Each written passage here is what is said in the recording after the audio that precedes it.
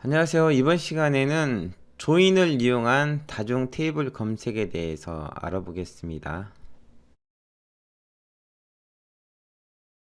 조인의 첫 번째 시간, 이번 시간에는 조인의 개념에 대해서 살펴보겠습니다. 한 개 이상의 테이블로부터 데이터를 지휘를 하기 위해서 조인을 사용하는데 웨어절의 조인 조건을 작성하게 되는 거죠.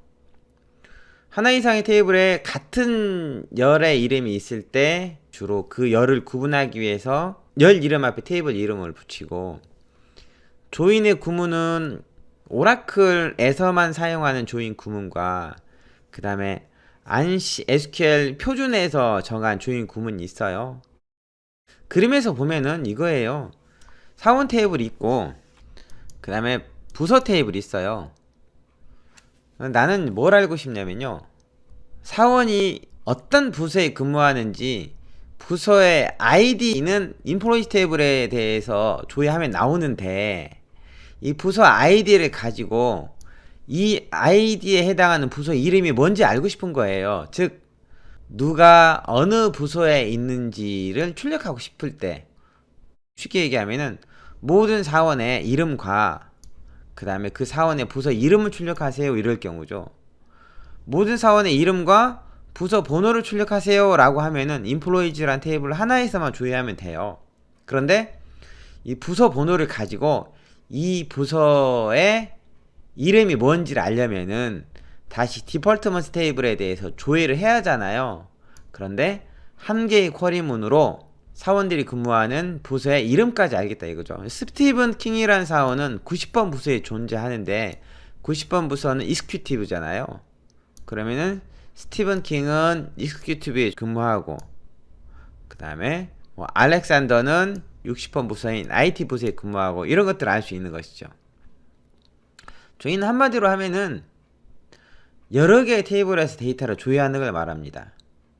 보통은 서로 다른 두 개의 테이블에서 데이터를 조회하는데 경우에 따라서는 한 개의 테이블을 논리적으로 두 개로 놓은 다음에 조인을 하기도 해요.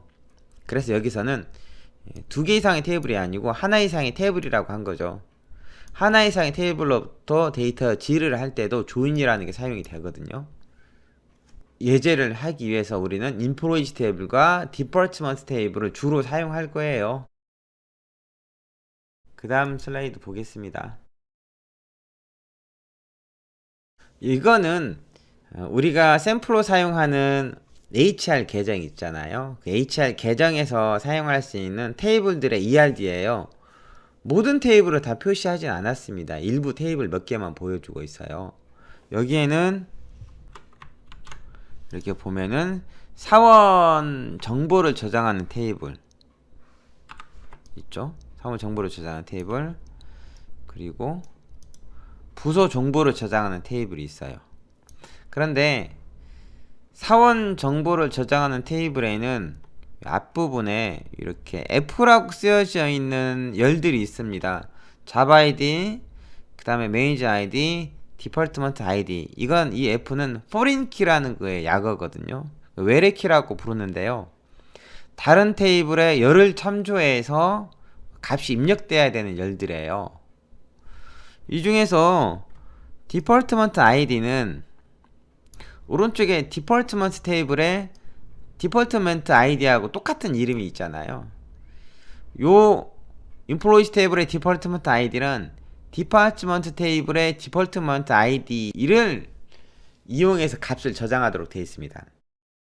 이 두 개의 테이블은 요 열을 이용해서 관계가 맺어지고 있죠. 그 다음에 이거 있죠. 매니저 아이디라는 거 있죠. 이 매니저 아이디는 언뜻 보면은 디파트먼트 테이블에 있는 매니저 아이디를 가져다 쓸 것 같지만 그건 아니고요. 이 매니저 아이디는 인플로이지 테이블에 인플로이 아이디를 가져다 쓰도록 되어 있어요. 그러니까 사원들의 이제 매니저는 이 사람들 사원이잖아요. 그래서 요 매니저 아이디는 다른 테이블에 열을 참조하는 게 아니고 같은 테이블에 다른 열을 참조하는 거고요. 마찬가지로 디파트먼트 아이디에 있는 매니저 아이디도 인플로이지 테이블에 사원 아이디를 참조하도록 돼 있어요. 인플로이지 테이블의 매니저 아이디하고 디파트먼트 테이블의 매니저 아이디가 열이 같다고 해서 그 두 개가 관계를 맺고 있는 건 아니라는 건 알아두셨으면 좋겠고요. 자, 그리고 테이블들이 몇 개가 더 있죠. 아래쪽에 보면은 이번엔 잡 히스토리라는 테이블, 그 다음에 잡스라는 테이블이 이렇게 있는데요. 인플로이지 테이블에 잡 아이디라는 열이 있죠. 이것도 포린키로 되어 있어요. 인플로이지 테이블의 잡 아이디는 잡스란 테이블의 잡 아이디를 참조하고 있죠. 이렇게 서로 관계를 맺고 있는 테이블을 이용해서 조인을 할 거예요. 참고로 요 ERD에서 P는 프라이머리 키를 의미합니다. 프라이머리 키는 중복이 안 되고 그 다음에 널값도 허용하지 않는 열이고요. U는 유니크라고 해서요, 유일한 값들이 저장되어 있어야 돼요. 유니크 열은 프라이머리 키 열과 비슷한데 널값은 가능해요. 그리고 그 다음에 F는 포린 키 열들이죠. 그 다음에 관계를 맺고 있는 그 테이블들 사이에는 화살표가 있어요. 화살표가 있는데 화살표의 반대쪽에는 카다넬리티라고 해서 몇 개를 가질 수 있냐를 나타내죠. 화살표 선에 수직인 거는 한 개를 의미하고 오리발 모양의 사선은 여러 개를 의미한다는 거고요. 그리고 이렇게 빨간 점이 있는 부분 있죠. 빨간 점이 있는 부분은 이거는 난 너를 의미해요. 그러니까 널이 들어가면 안 된다는 거죠.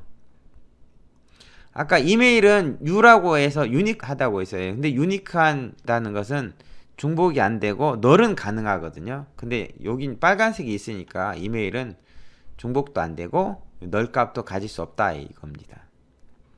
그 다음에 실선과 점선은 식별관계, 비식별관계라고 하는데요.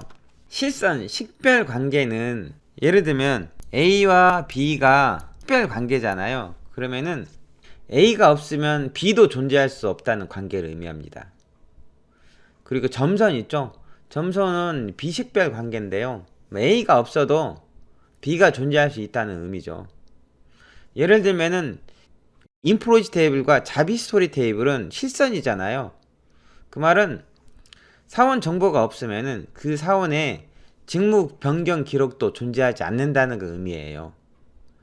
만약에 인플로이지 테이블의 사원 정보를 지워야 하잖아요. 그러면은 그 전에 잡히스토리 테이블에 직무 변경 기록도 사라져야 된다는 거죠. 잡히스토리 테이블에 직무 변경 기록이 있는 사원이라면은 인플로이지 테이블에서 그 사원 정보를 삭제 못한다는 뜻이기도 해요. 식별관계와 비식별관계는 나중에 모델링에 대해서 좀 더 자세하게 배울 거예요. 이런 테이블을 이용해서 우리가 조인을 연습을 할 겁니다. 대부분의 경우에는 인플로이지 테이블과 디파트먼트 테이블만 가지고 작업을 하고요. 가끔 잡스 테이블, 그 다음에 잡 히스토리 테이블을 이용해서도 작업을 하게 된다는 거죠. 다음 시간에는 오라클 구문 중에서 오라클에서 사용하는 조인 구문에 대해서 살펴보겠습니다.